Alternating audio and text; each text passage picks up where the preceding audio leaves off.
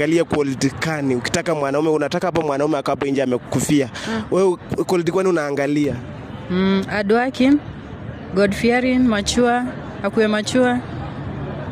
Hardworking, hizo vitu. Na mbona udate saizi?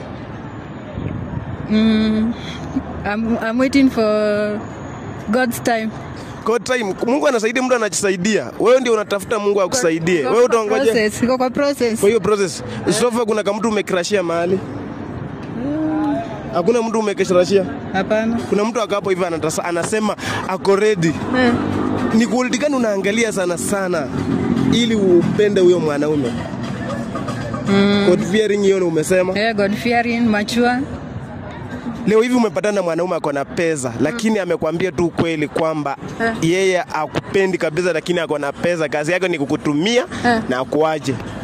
Utakubali? Hapana, siwezi kubali. Na pesa atakuwa na kuspoil kila saa. Naweza kubali. So wewe unapenda abali na upatane na mwanaume broke ana kakidu na amesema anakupenda lakini anakupenda na ana amani. Wewe utakubali? Mwenye ako broke? Yani ana kakidu lakini anakupenda na ana amani kabisa. Naweza penda. Unaweza mpenda? Mnaweza, maybe wewe ni Mkamba kutoka side gani za Ukambani?